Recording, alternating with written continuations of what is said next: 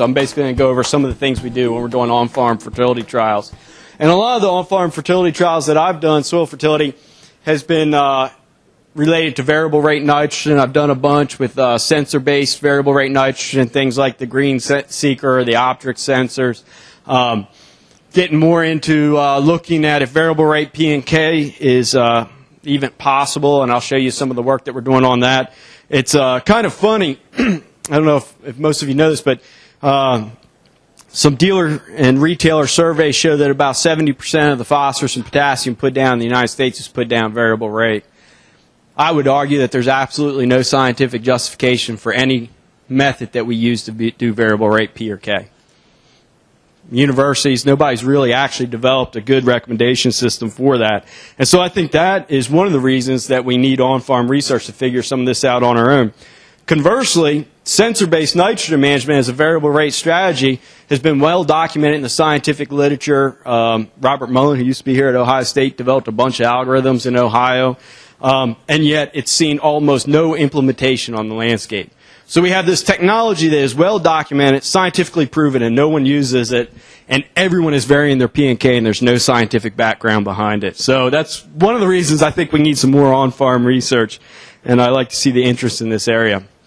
So that kind of answers why on-farm research. We want to answer questions or maybe validate. We don't believe what someone's telling me. So Josh McGrath just told you that sensor-based nitrogen management will work and variable rate P and K does not work. And not a single person in this room believed me except for Fulton because he believes everything I tell him. So you can go home and find out if I was lying to you. I heard they're recording this. I hate that too because it means I can't lie to you because someone will come back and find out when it's recorded. Convince yourself that these other studies are applicable in your situation, and also to kind of supplement that applied research coming out of the universities. I know the folks up here at Ohio State, they're doing great work, but there might be something else on how you want to understand what they're doing in your own operation. So what do you need? These are the bare requirements. Attention to detail, ability to keep good records. We heard a lot about that this morning with some of the apps. I'm going to start using Fulton's apps to lay out all of my research studies. Appreciation for the rigor of research. I throw this one in there because when I start working with farmers, I do a lot of on-farm work, and I always lie to them at first and say that I'm not going to get in the way of their operation. I'm not going to take up their time. It's not going to cost them any money, and it takes all their time, all their money, and they lose yield if they work with me. I mean, that's just a fact. If you work with me, probably it's not going to rain. That's typically what happens. But, there are reasons why we do everything we do in research, and so just having an appreciation for that rigor. Even if you're doing on-farm research, I don't think you can cut some of those corners. And then there will be some necessary interruptions. You can't have painless on-farm research. Anyone that tells you it's going to be painless on-farm research is absolutely lying to you. You're going to have to give up something. Nothing comes for free. And then the nice toys to have, a calibrated yield monitor with GPS. I've gotten to the point where I only believe the hundredths digit on a yield monitor. So if you tell me you got 150 bushels per acre, I figure, okay, I believe that 1 is probably correct. I don't know if the 5 is right. If you tell me 200 bushels, I'll believe the 2. John's laughing at me, but I swear I have no faith in yield monitors anymore. Rate controller with the ability to log applications is nice. Prescription capability in lieu of or to supplement the yield monitor, a grain cart with weight sensors, and also that has to do with how big you want to make your plots. You don't necessarily have to have high-end equipment. This is my research sprayer that I built at the University of Maryland. We've got one of these at Kentucky now. Old spray coupe, Melrose spray coupe is a pretty good thing for us because I can throw it on a trailer and truck it around the state. We made some modifications for research. You can see the side panels are pulled off. When we first got this thing, it was so worn out that we couldn't hit our rates when we were going uphill, so we had to circle all our fields and be going downhill every time. Yeah. And so we put a little 18 horsepower Kohler on there separate from that little Volkswagen that's on it, and use that to run the pump so that we could hit our rates a little bit better. Use some variable rate nozzles, put fast switching flow control on it, and that just gives us a bigger range that we can hit without having to switch out the nozzles. And then the basic strategies, keep it simple. Trials require land, money, time. Big trials require more of all those things. And often, yes, no answers are the easiest to address. So that's the entry level. Do I need fungicide or don't I need fungicide? Kind of ignoring the rate. With phosphorus, do I need phosphorus or don't I need phosphorus? Once you get into rates and things like that, it starts to get a little bit more complicated. But you got to make sure your comparisons are meaningful. There was a fellow at the University of Maryland that I used to do some work with, and he would set up these trials, and then he'd come to me with the data after the fact and say, what does this mean? And he'd have like one treatment would be phosphorus and potassium, and another one would be a herbicide, and he wanted to compare them somehow, you know. So you got to make sure that you have these meaningful comparisons. For statistics, I'm not going to teach you statistics because I'm not good at them myself. I get by. But, you know, go to your county agent, go to your specialist. I guarantee you that these folks at Ohio State are interested in working with you and are happy to have people that want to do on-farm trials. Replication is important. We're going to talk a little bit about blocking factors and randomization and how to achieve that in the right way. Include a control or a check, and there might be multiple checks depending on what you're researching. It's not always just one check or one control. And be very conscious of confounding factors. So I'll get into what those mean here in a second. So when we set up blocks, we're trying to separate out the true response from that natural variability. You know, when we run the statistics, you kind of got to stick with the horse you rode in on, in a sense. I was at the National Agronomy meetings last fall, and there was a student giving a talk, and I'm not one of these people that picks on students. I never, ever, ever pick on or raise hands with students, but I couldn't let this one go. He showed this data. I think it was soybean data, and it didn't come out statistically significant, the yield differences between his two treatments. It was 13 bushels, and he goes, well, he says, that might not be statistically significant, but 13 bushels means something to me. And I feel him. I understand. I feel him. But if you're going to do research and you're going to believe in statistics, believe them all the way or don't even try. Right? You got to believe them whether they agree with your worldview or not. Because what statistics are doing, that 13 bushels, if it wasn't significant, my first thought was you did something wrong. You've got a bad plot. You've got an outlier that you need to go back and look at your data or look at your yield monitor point by point at the data and find the bad points. You've got something wrong. But you can't just sit there and say, well, this was statistically significant, this was statistically significant, this wasn't, but it was 13 bushels, so I'm going to take it. You can't pick and choose. And so I kind of raised my hand and I brought it up, and there was a couple of guys in front of me who, you know, as they walked out past me, they were like, 13 bushels is significant. I don't care what that guy says, you know. And I was like, yeah, whatever. You know, I don't care. No, you've got to stick with the statistics because it takes that natural variability out.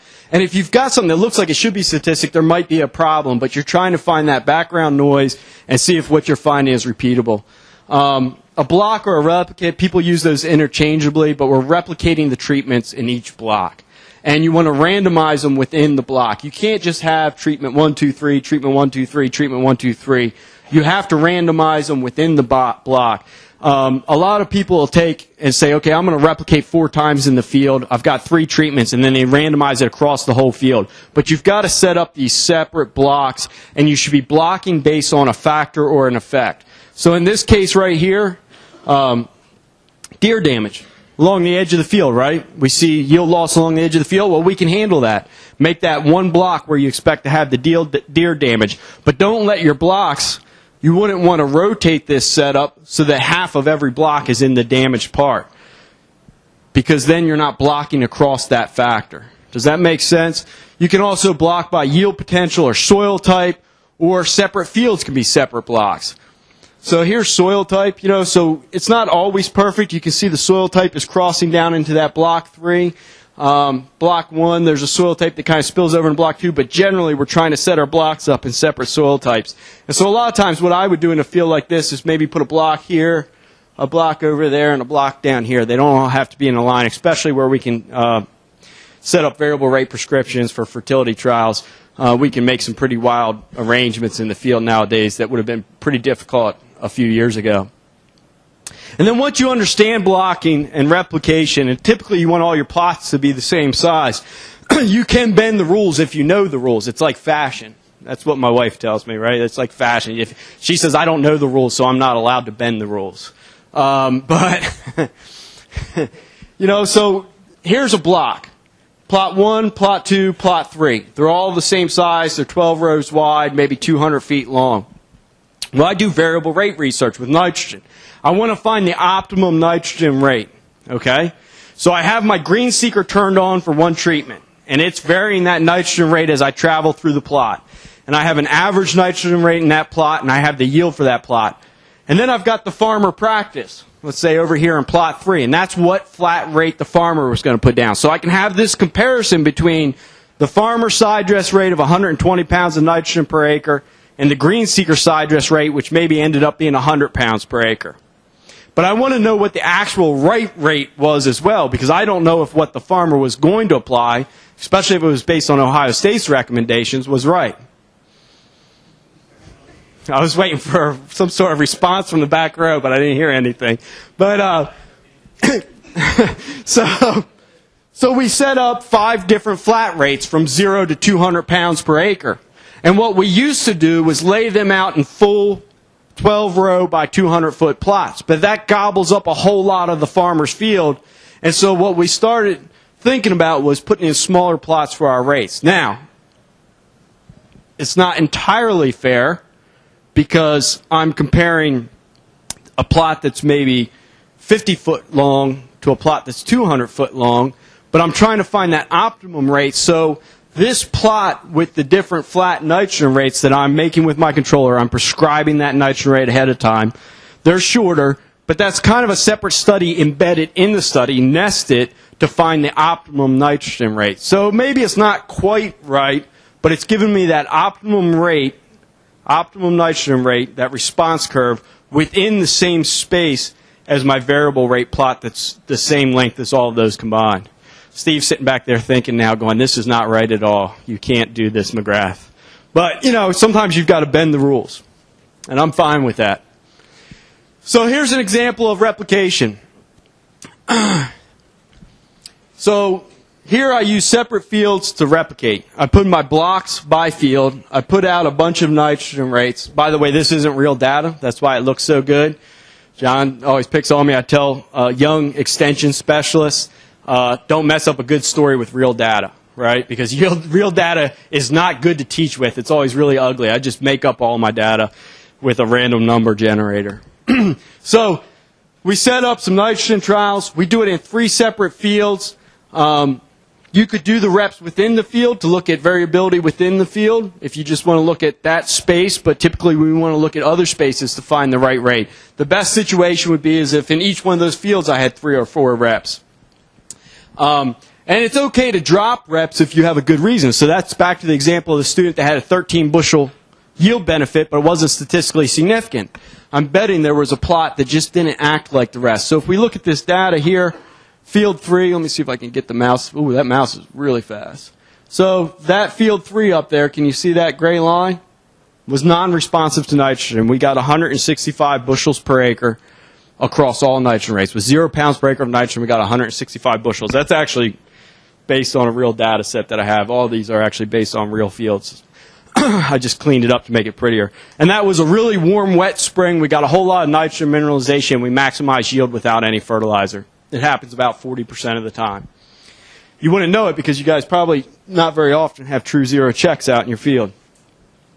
So you can drop that one that didn't behave, and we can look at the averages. So this is the average nitrogen response curve with that field number 3, and this is the average without field number 3. So we see it changes our result if we include the non-responsive sites. So if I'm looking at nitrogen response, I typically am only going to include the responsive sites in my equation to find that optimum rate. But it depends on what question you're asking. But you want to check for response, which gets us to the question of controls when we're doing fertility trials. What is your control when you're doing a fertility trial? I was doing a study with some university researchers. These were PhD scientists at the top of their career. They've been at this for 30 years. And they were setting up on-farm trials, and they said, let's do 4 nitrogen rates. We're doing them on-farm with farmers. And I said, okay, I'll find my farmers and I'll do the study. And we were talking about what the rates were going to be. And they said, well, let's do the farmer practice plus 25%, minus 25%, and minus 50%. And I said, well, you're not going to have a zero-end check out there. They said, well, no farmer's actually going to apply 0 pounds per acre of nitrogen, so why bother having it in there? Well, the point I wasn't trying to find out what a farmer was or wasn't going to apply. We were trying to find what the optimum nitrogen rate was. The question was important. And so I have to know if that site is responsive. And so these guys were like, oh, no one's going to apply 0 pounds, so why have a 0 pound check? Because I needed to know if the site was responsive. So you could have standard practice, which is what they were saying, that the farmer practice was the standard practice, but that wasn't giving me enough information. Yes, no questions, whether or not to use a fungicide, I can get down with using a standard practice as the check. But it doesn't work with how much nitrogen should I use, because there's multiple possible answers. Which rate is optimum? And I need 0 pounds per acre of nitrogen to confirm nitrogen response. Now, I've done a lot of on-farm trials with plus or minus 50 pounds of nitrogen, but that's kind of a different question. That question is, am I too high or too low where I'm at right now? Not what is the optimum rate. Okay, different question.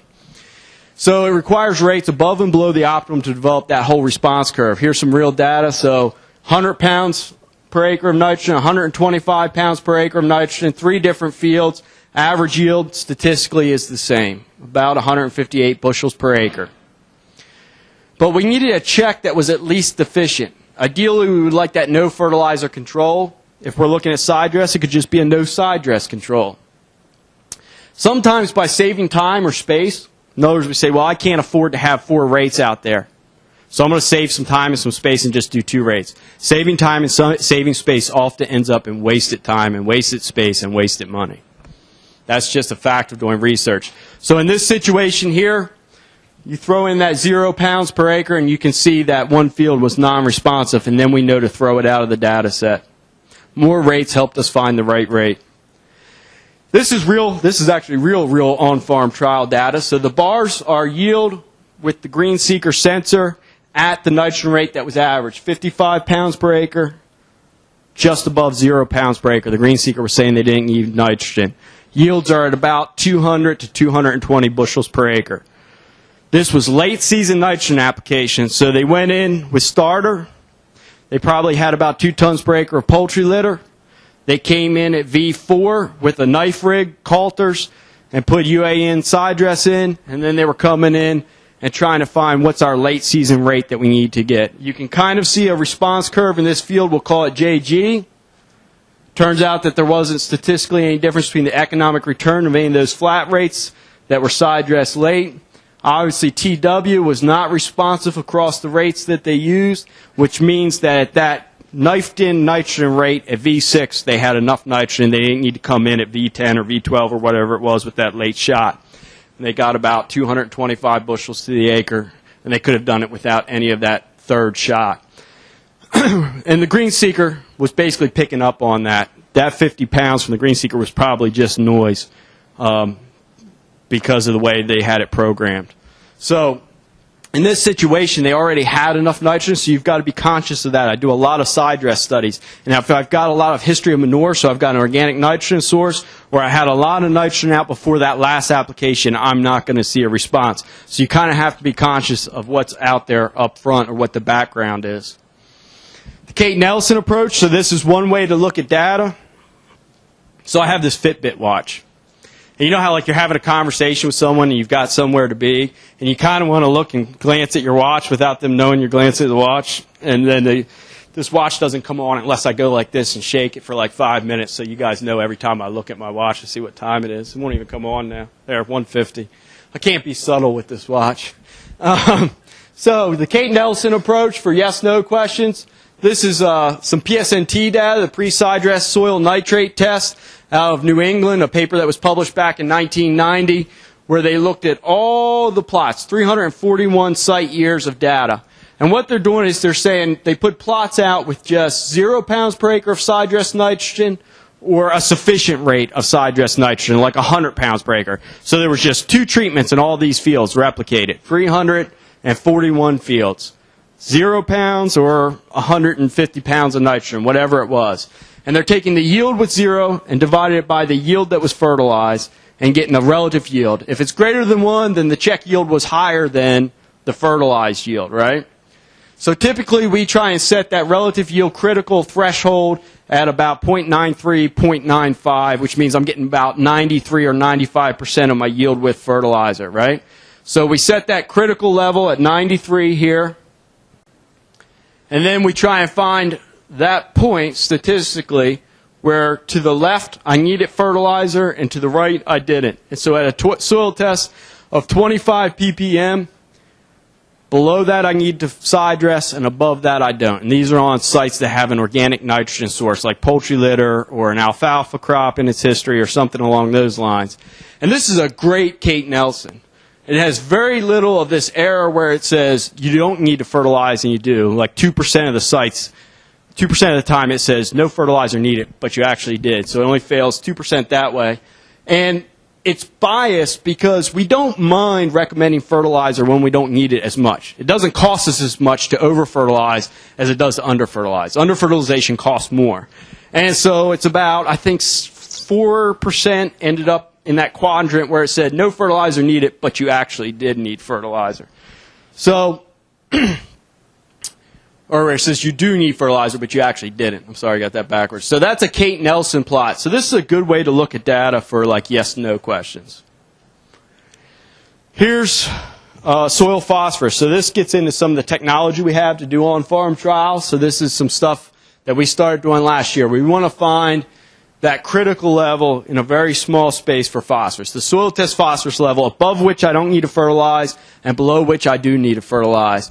And like I said, I don't have any faith in variable rate phosphorus recommendations, so that was the background with this. So we set up our planter, 2x2 fertilizer, so that we have two separate tanks, polyphosphate and UAN, and we're keeping 50 pounds per nitrogen in the 2x2 across the whole field, because we don't want any confounding factors. And in each one of those dots, that's a 30-foot by 30-foot plot. Every one of those is a plot, and we're taking and splitting that plot up, and in the center, we're putting phosphate at 60 pounds per acre. We're testing out our equipment this year. In the future, we're going to randomize where the phosphorus is in that grid. But there's a 30 by 30 plot with 10-foot cells. We soil sampled every one of those cells, and then we're going to randomize 3 of these squares will get phosphorus.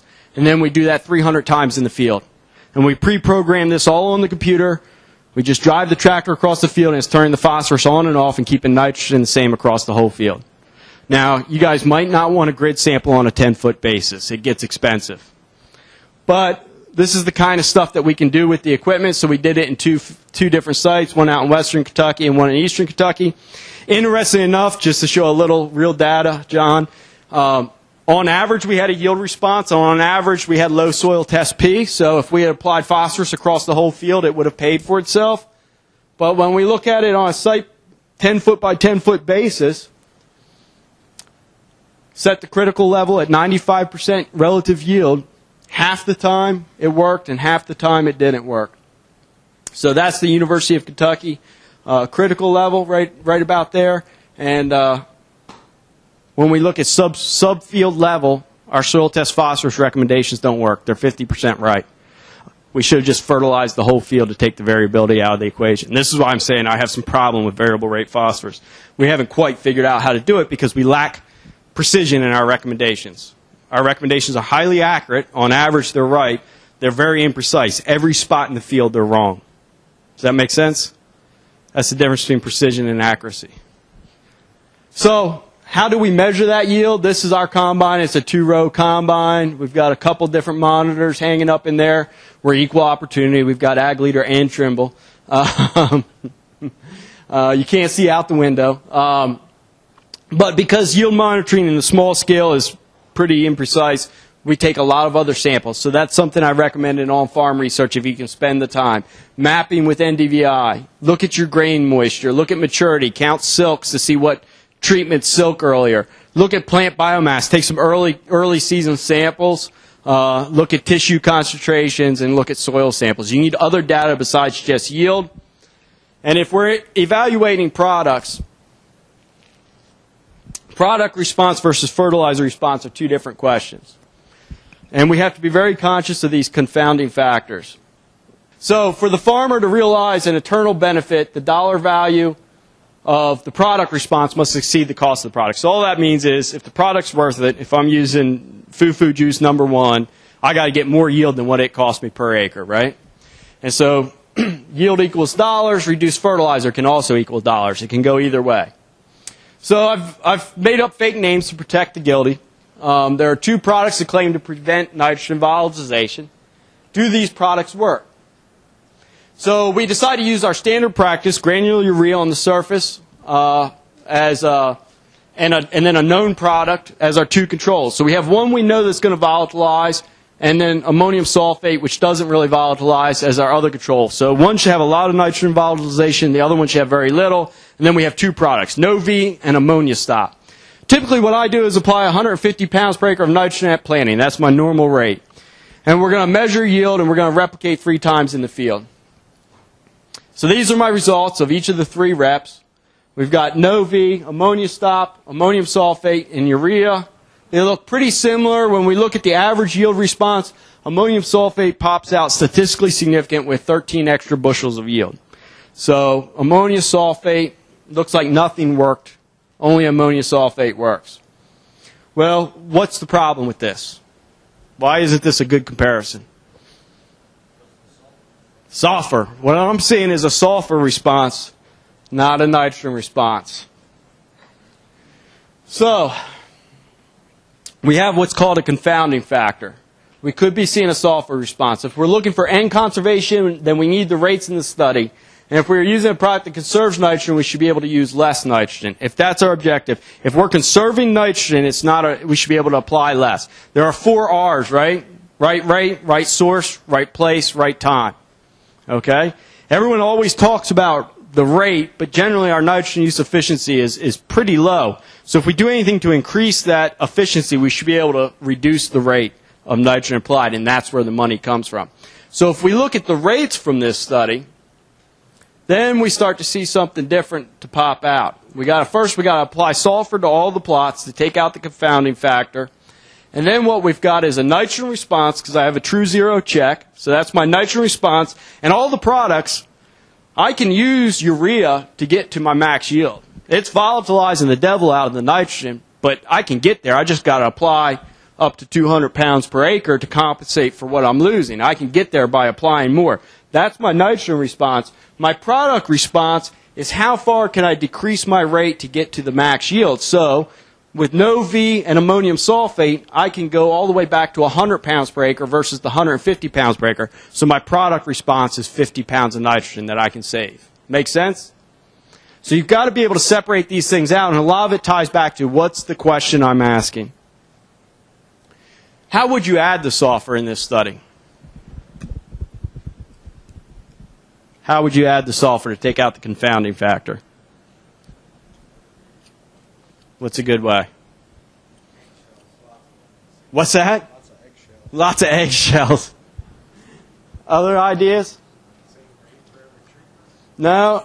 You could use gypsum, but it's moderately soluble, so it's not going to be right away. Sulfomag's probably going to be a little bit more, but you want to use a sulfur product that doesn't have nitrogen in it, and probably something that's readily soluble, which is tough to come by. But you could put some gypsum out a lot earlier maybe and get there. So other considerations. Bring in your friends. More locations means more reps and conditions. Important to determine if a product rate or treatment works over this range of conditions. Plot size, the bigger the plot, the better, but it still has to be practical. A lot of this has to do with how long of a plot you need for your yield monitor to be effective. And sometimes, Bob Nielsen said this once and it stuck with me, sometimes an experiment simply becomes an experience for the farmer with little real impact. I thought that was very meaningful. So you can answer important questions, but you've got to have planning and attention to detail. It's easier with today's technologies, and your extension office can help. I wanted to show you a couple of examples of some actual on-farm research we've done. So manure injection and plus an inhibitor, an incomplete experimental design. So we've got this tool that will inject dry poultry litter subsurface. It eliminates phosphorus runoff, right? And so we figured out that we can use that injector with nitropyrene to limit nitrification also. So basically like N-Serve you would use with anhydrous. So we're treating our poultry litter with N-Serve and injecting it. So we get rid of the phosphorus runoff, we don't have ammonia volatilization, and the N-Serve keeps that nitrogen in the ammonium form so we don't get nitrate leaching or denitrification loss. And so a complete block design would be injection plus nitropyrene, injection and no nitropyrene, surface applied and nitropyrene, and surface applied and no nitropyrene. So that's a complete study, but we didn't have enough space. So we said, well, you're not really going to surface apply with nitropyrene. You can't get the nitropyrene in good mixture with the poultry litter, whereas when we inject it, it's basically a planter. We're basically planting that poultry litter, and so we put a starter fertilizer rig on it, and we're spraying the litter as it's being planted in that kind of like a pop-up fertilizer, but it's nitropyrene. I just spent the weekend putting out one of these trials, actually. Saturday and Sunday we were spreading manure out in western Kentucky doing this exact same thing, but we're going to do a complete block design. We've got more space this time. So we then nested in effect. So our standard practice is to provide about half of our expected nitrogen need with the litter up front. So we nested side dress rates to find the effect of the litter treatment on the injected nitrogen response. So we've got this big plot that's 50 foot wide that's injected with nitropyrene. And in that plot is 5 10-foot wide plots because we've got a 10-foot planter and a 10-foot Calder rig. And we put different nitrogen rates out at side dress within that big injected nitropyrene plot. And we randomized those rates inside the randomized injected and nitropyrene. So we ended up with injected with nitropyrene, surface applied litter, and we did surface applied UAN to get a fertilizer control just to see how it compared to straight fertilizer. Side dress at V6 with 0, 45, 90, or 135 pounds per acre, irrigated site. And then I threw in a zero-end check with no starter nitrogen and a high-end pre-plant of 270 pounds per acre. I'm not going to show that. It was just a little something else to kind of put bookends out there to see where we were at. And what we saw is injected with nitropyrene, we could get the same yield. So this is two different ways to look at the data. So the orange line is surface applied with no nitropyrene. The blue is injected with nitropyrene. So the normal litter, 126 pounds per acre of side dress nitrogen to get 245 bushels to the acre, but I only needed 42 pounds of side dress to get to the same yield with my injected, right? So it was a pretty effective. That's one way to look at it. It was a really effective practice. The other way to look at it is if I had known to go up to the higher side dress rate, the injected with nitropyrene gave me 16 bushels at 100 pounds per acre of side dress N. So the normal litter gave me only 243 bushels to the acre, but the treated injected gave me 260 bushels to the acre at 100 pounds of side dress. So there are different ways to look at data. That's kind of the point of this, and you can do an incomplete design. And we should look at more than means. Here's a field where the farmer's going to do some green seeker trials with us. We had to have a low-end strip out to calibrate the sensor and a high-end strip. You can't really see the high-end strip in the foreground. In the background, you can definitely see that where we turned off the starter nitrogen. Between 2008 and 2013, we worked with multiple farmers using their equipment or ours, that spray coop you saw. And what we did was we set out 5 flat rates, made sure the farmer's practice was in the middle of those flat rates, and then we did 3 different green seeker treatments, which was basically 3 different nozzles with the green seeker varying the nitrogen rate, and we replicated 4 to 5 times across the whole field. So I'm just going to show you a little bit of this data, not a lot. So this is a typical nitrogen response in 2012 on this one farm. Nitrogen rate on the horizontal axis, yield on the vertical axis. We were doing about 45, 50 bushels per acre of corn. Drought, right? So this is what happens when you do research with me, is this is what your yield response to nitrogen looks like. You get no rain. So we get a lot of that we've got to throw out. And then on average, we see that with the green seeker, 20% less nitrogen, same yield between the two technologies, between the farmer practice. So this is compared to the farmer practice. But I like to say we got to look at more than just the average. So in 2010, I picked out a pretty good year. We had 25% reduction in side dress nitrogen rate with green seeker at the same statistical yield as the flat rate optimum. But this is the 7 sites that we did in 2010. So one farmer, we cut 50% below his practice, another just 5%. He was playing it pretty tight.